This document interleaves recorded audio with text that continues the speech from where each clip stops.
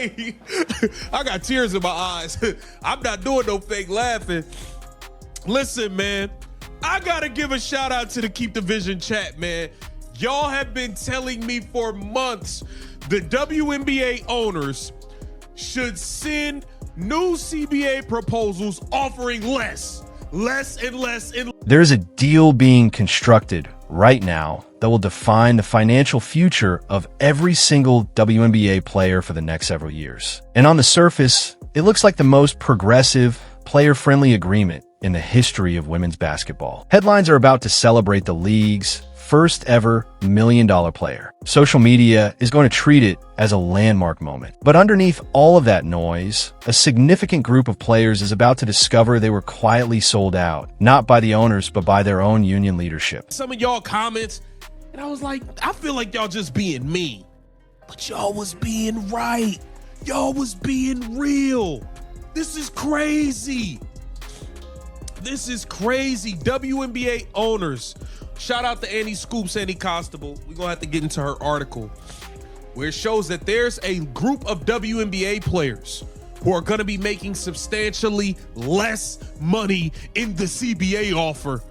And if you think things like this Angel Reese huge return that has turned into an embarrassment for business and ratings doesn't play a part, you've lost your mind. Before we break down exactly what is happening in these negotiations, and trust me, the specific numbers are genuinely alarming once you sit down and do the actual math, we need to talk about the single event that shifted the entire balance of power in this negotiation.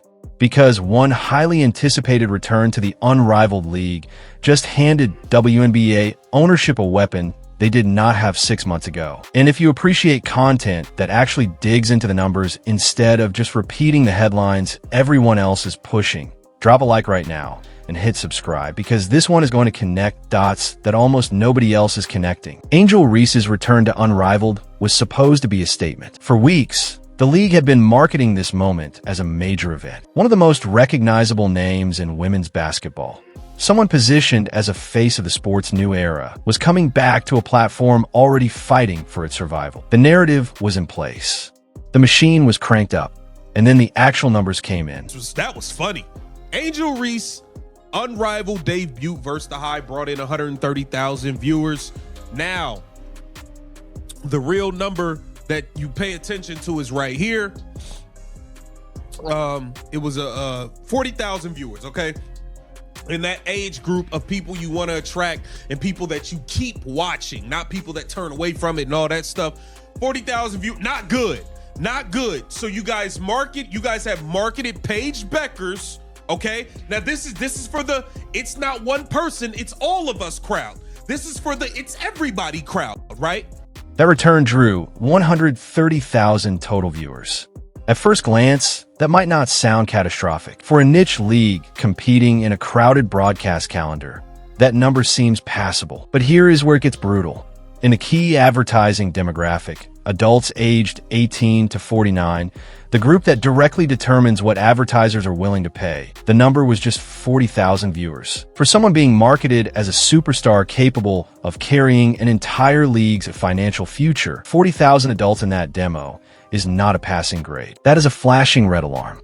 And before anyone argues this is a one-game fluke or an unfair sample size, look at the full picture. Paige Beckers, who has been relentlessly hyped by media as the next transcendent talent in women's basketball, pulled just 30,000 viewers in that same demographic during her Unrivaled appearances. Breanna Stewart, a two-time WNBA champion and one of the most decorated players in league history, has not moved the needle in any meaningful way. Nafisa Collier, who literally co-founded Unrivaled, cannot consistently pull the numbers that would impress a major broadcast partner. Kelsey Mitchell, considered one of the most electrifying scorers in the game, cannot break through to mainstream audiences in this context. What all of these numbers are saying, collectively, undeniably, is that Unrivaled's second season has been a serious struggle. See, Mitchell, you got everybody over there. Everybody's over there, right? You marketed Paige Beckers as this big star. She did a whopping 30,000 viewers. You got the big Angel Reese return, 40,000 viewers. I mean, come on.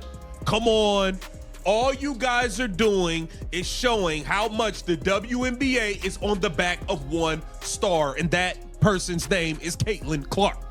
That person's name is Caitlyn Clark. Every time another one of y'all stars report the Unrivaled and nobody watches, it just goes to prove the point that that league, the WNBA, is not as full of stars. The league was averaging somewhere between 103,000 and 175,000 viewers per game on TNT and True TV. That is already a significant step down from the 312,000 viewers the first season drew on opening night. The audience is shrinking, and the stars who were supposed to reverse that trajectory are not doing it. Every single one of those rating reports landed on the desks of WNBA franchise owners. And every disappointing number added ammunition to their side of the bargaining table that they did not have before the season started. But here is what the Unrivaled situation is really exposing. And this is the part that should change how you think about everything that follows in this negotiation. The WNBA is not a league of equal drawing power at the top. It is a league with one undisputed superstar in terms of mainstream audience appeal, and then a considerable drop-off for everyone else. That woman is Caitlyn Clark. During the 2025 WNBA season, when Clark was healthy and on the court, Indiana Fever games were appointment television. The season opener, Fever versus Chicago Sky, drew 2.7 million viewers. The 4 most watched games of the entire 2025 regular season all featured Caitlyn Clark. The league managed a 3% overall ratings increase that year despite Clark missing significant time due to injury, and everyone celebrated that as evidence of organic growth. But then Clark went down for an extended stretch. And what happened to the ratings the moment she stepped off the court should have served as the loudest possible warning signal to everyone involved in these negotiations. She got the article posted up and all that, or you can go on Front Office Sports, get that good old subscription. Here it says, inside the WNBA's proposed new economic system. Now peep this. A bigger share for stars, less for middle class. I guess you big names and you vets got what you wanted. The stars, y'all gonna get more money, and everybody else is gonna make less. Everybody else is about to make less. The rookies gonna make their money. The stars are gonna make their money. If you are a role player, you're screwed. That's what the WNBPA has done to the middle class. Indiana Fever national television games dropped 55% once Clark was sidelined. The average slid from 1.81 million viewers per game before her injury to 847,000 after. That is not a gradual decline. That is not a normal fluctuation. That is the floor disappearing from beneath the league's entire value proposition. For advertisers and broadcast partners deciding how much to invest in WNBA rights, that data tells a very specific story. When Clark plays, they're getting a premium product. When she does not, they're getting something considerably less valuable. And when her peers go to Unrivaled and try to prove they can carry the sport independently, the numbers show they cannot, at least not consistently, at least not yet. Now, imagine you are a WNBA owner sitting across the negotiating table from the players' union. Those players came in arguing the league had never been more popular, that they had real leverage to demand an entirely new economic structure, that they could demonstrate the audience was broad and deep and not dependent on any one player. And then Unrivaled launched, and it has spent the entire season quietly proving the opposite argument. Every week, a new game, another marquee name, another underwhelming demo number. That is not leverage for the players. That is leverage for the owners. With all of that context, let's talk about what the WNBA actually proposed in their latest CBA offer, because the details here matter enormously. 2 tiers of max salaries. Similar to the current CBA, according to one source familiar with negotiations, the Supermax would account for 20% of the salary cap. So one player is going to be responsible for 20% of the salary cap. Now imagine if you got 2 of them. That's nearly half the money gone, and you got 10, 11 other people that got to get paid. It ain't that much different. All right, make sure you follow it. Make sure you follow me on this walk. The Supermax would account for 20% of the salary, and the Standard Max will roughly And the standard max roughly 988,000, 750, 988,000, whatever, would take up to 17.5%. Unlike the current CBA, players would not be eligible to earn the supermax through a sign and trade deal. The supermax in 2025 was 249,000. The standard was 214. The league is putting a $5.65 million team salary cap on the table for year one of the new agreement. The players' union, by comparison, is asking for a salary cap of under $9.5 million, and they want 25% of gross revenue in the first year, scaling up to an average of roughly 27.5% over the life of the deal. The gap between those two positions is enormous. And as of right now, with a critical March 10th deadline just days away, both sides remain deeply divided. But here is where the league's proposal gets both historic and alarming at the same time, depending on which player you are. Within that $5.65 million cap, the league is built in two distinct tiers of maximum contracts. The Supermax sits at approximately $1.13 million, exactly 20% of the entire team salary cap. The Standard Max lands at roughly $988,000, which consumes another 17.5% of available cap space. Those are genuinely historic figures. The current Supermax in the WNBA is $249,244. This proposal would more than quadruple the maximum salary in a single CBA cycle. That is the headline that every media outlet is going to run with. That is the number that is going to dominate the coverage. But before celebrating that figure, it is worth understanding exactly what that structure does to the rest of the roster. Under the previous agreement, the rookie minimum was a relatively modest figure. Under this new proposal, rookie scale contracts take up a significantly larger percentage of the cap than before. A number one overall draft pick would reportedly earn over $500,000. That is a dramatic increase from previous norms and reflects genuine investment in young talent. But every dollar that flows to the rookie scale is a dollar that cannot go to veterans fighting to hold their roster spots. So let us follow the money. If a team commits 20% of their cap to a Supermax player and 17.5% to a Standard Max player, that is already 37.5% of the entire payroll committed to just two athletes before the rest of the roster even enters the conversation. Layer the expanded rookie scale on top of that, and the available space for everyone in between. The fourth-year veterans, the defensive specialists, the role players who make every team actually function, shrinks to something genuinely alarming. The league has also sweetened the proposal with a revenue-sharing component. The WNBA recently announced that the league generated enough revenue in 2025 to trigger revenue sharing for the very first time in league history, a moment that represents real financial progress. The players' share of that distributed revenue amounted to roughly $16 million, with about $8 million already paid out directly. That is a tangible milestone.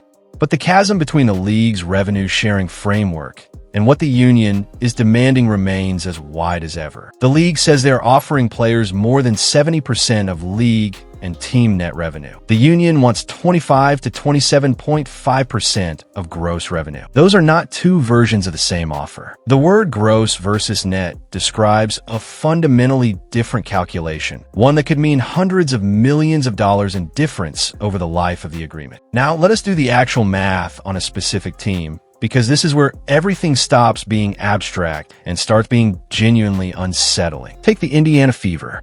Under the league's proposal, Caitlyn Clark's rookie scale contract is mandatory. The team has no choice about paying it. Aaliyah Boston's contract is similarly fixed. Combined, those two rookie scale deals are going to consume somewhere close to $1 million of the Fever's $5.65 million cap. Now, suppose the Fever want to reward Kelsey Mitchell, one of the most explosive scorers in the league, a player who has spent years being significantly underpaid and absolutely deserves a major raise, with a full $1.13 million Supermax.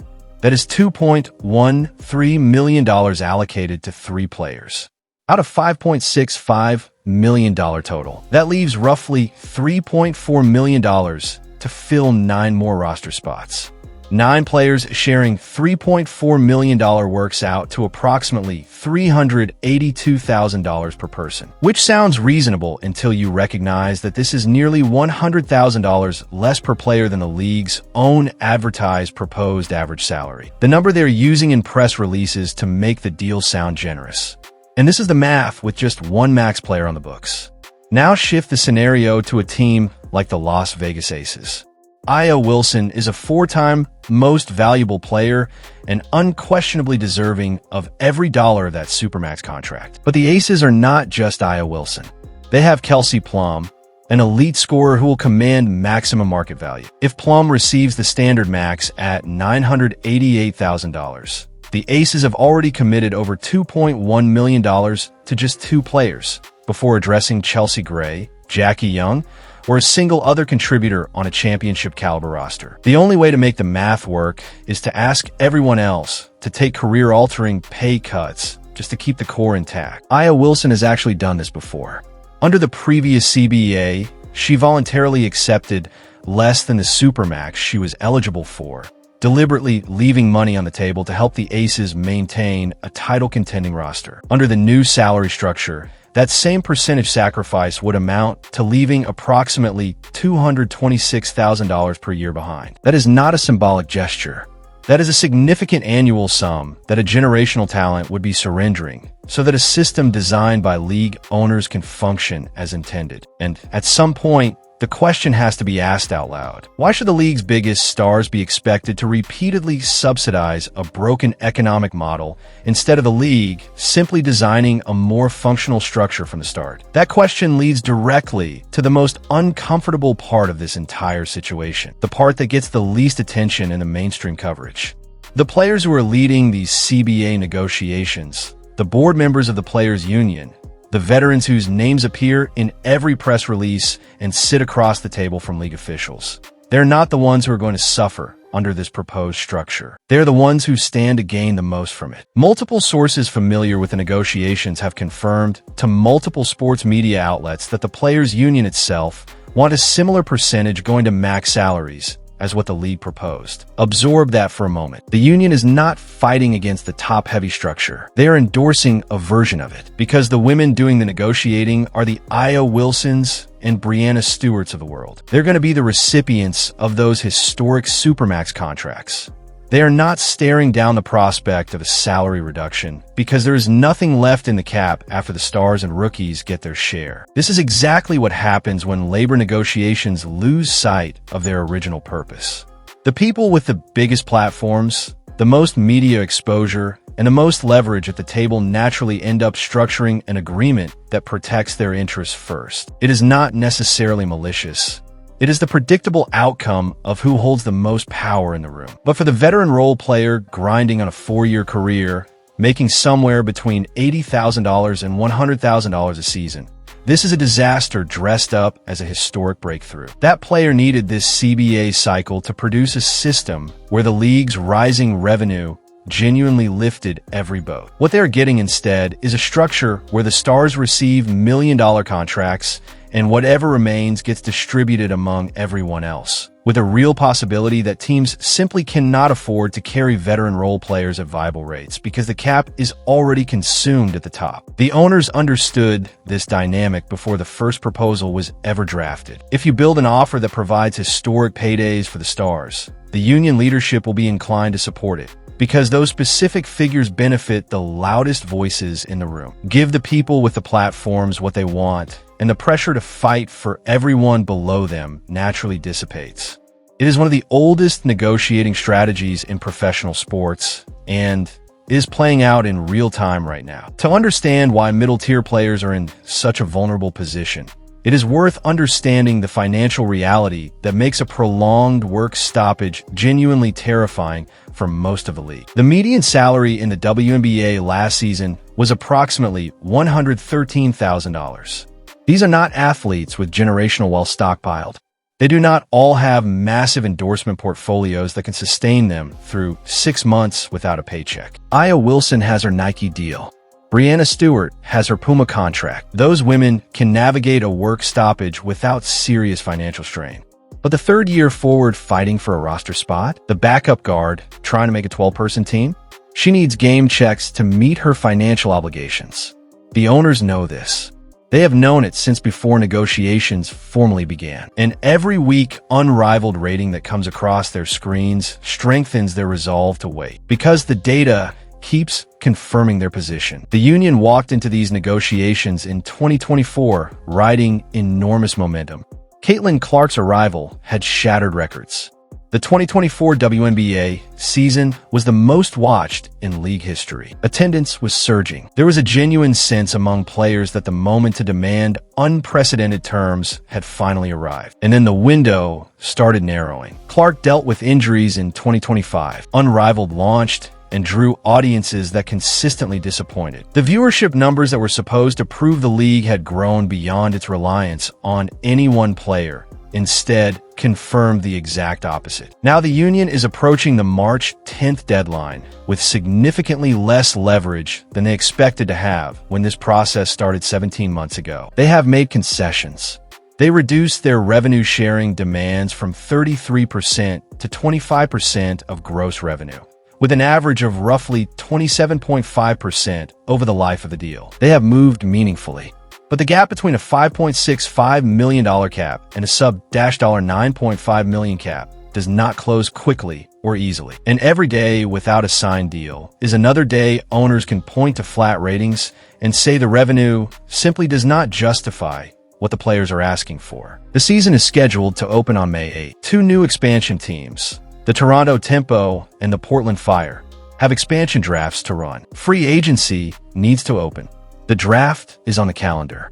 The cascading logistical consequences of missing that March 10th window would be genuinely damaging to everything the league has been building toward in 2026. And that urgency, ironically, benefits the side that can afford to be patient, which is not the side with the $113,000 median salary. There is one element of this negotiation that has not received nearly enough attention, and it could change how everything ultimately gets resolved. The WNBA recently went public with a significant piece of information.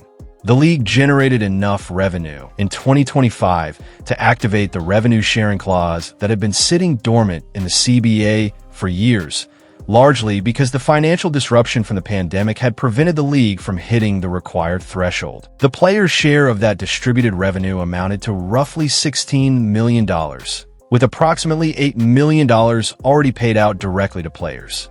That is not theoretical. That is money that hit accounts. This announcement reshapes the moral argument significantly. For years, the primary justification for suppressed WNBA salaries was that the league was not profitable. You cannot share revenue that does not exist. But if the 2025 revenue sharing trigger represents an accurate picture of the league's financial health, then the economic foundation has shifted. The argument that players must accept lower wages because the league is struggling becomes considerably harder to sustain. The union is using this information to push for a larger share of a growing pie.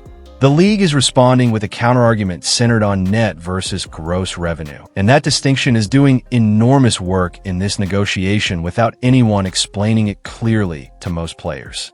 Gross revenue is the total money coming in before any expenses are deducted. Net revenue is what remains after operational costs, arena fees, broadcast expenses, and league overhead are subtracted. When a league says they're offering players more than 70% of net revenue, and the union says they want 25 to 27.5% of gross revenue, both sides can genuinely claim to be making a generous offer while describing radically different financial outcomes. Depending on how significant the league's operating expenses are, the difference between these two frameworks could amount to hundreds of millions of dollars over a multi-year agreement. This is the core of the dispute, not the supermax number, not the rookie scale, not the salary cap figure. The fundamental question of what base the player's compensation should be calculated from. And that is a question without an obvious mathematical compromise sitting in the middle. What we do know with certainty is that this league's financial floor has risen dramatically. The proposed minimum salary of over $200,000 is more than triple the current $66,079. The proposed average salary of over $470,000 is multiple times the current league average of roughly $120,000. Even under the most conservative version of a new agreement, the financial landscape for WNBA players will look nothing like it did under the old deal. That is real progress, and it deserves to be recognized as such. The question is whether the structure delivering that progress serves the full roster or primarily the 10 or 15 players at the very top. Here is where everything stands as a critical deadline approaches, and two sides remain significantly divided on the most fundamental question in professional sports labor. How do you fairly split money when some players generate dramatically more of it than others? The WNBA is about to have its first million-dollar player. That headline is coming. It will dominate coverage, generate enormous celebration, and make the league look like it has arrived at a new level of financial legitimacy. And in one narrow sense, it will have. The numbers being discussed: supermax contracts over $1 million, minimum salaries over $200,000, average salaries approaching $500,000, represent a transformation that players from previous generations could not have imagined. But the structure underneath that transformation is what will determine whether this CBA genuinely advances the league, or whether it creates a two-tiered system where stars and rookies thrive, while the veterans holding every roster together quietly fall further behind. A top-heavy cap model that allocates 20% of available funds to a single player, combined with an expanded rookie scale that consumes additional cap space before the majority of the roster is even addressed, leaves precious little room for the women who show up every night and make teams actually function. When a deal gets signed, and a deal will get signed, the players who needed to read the fine print most carefully are the ones least likely to have had anyone walk them through the actual numbers. The stars have agents and advisors running full financial projections. The role player on a short-term contract has whatever information filters down from union leadership. And that leadership, as this entire negotiation has demonstrated, has its own interests at the center of the table. The math does not lie. The cap is the cap. The percentages are the percentages. And once this agreement is ratified and locked in for its full duration, the players who discover they received less than the narrative promised will have no mechanism to revisit the terms. That is the real story inside the milestone. Not whether the headline number is historic, it absolutely is, but whether the structure surrounding that number serves everyone wearing a WNBA jersey or just the names on the covers of the magazines. What do you think? Drop it in the comments below. Is the players' union genuinely fighting for every player in this league? Or have the stars quietly shaped a deal that works perfectly for them while the role players get left to figure out the math on their own? And if you're not subscribed yet, this is the moment. Hit that subscribe button right now, because the next development in this story is coming fast and the implications are going to reach every level of the league.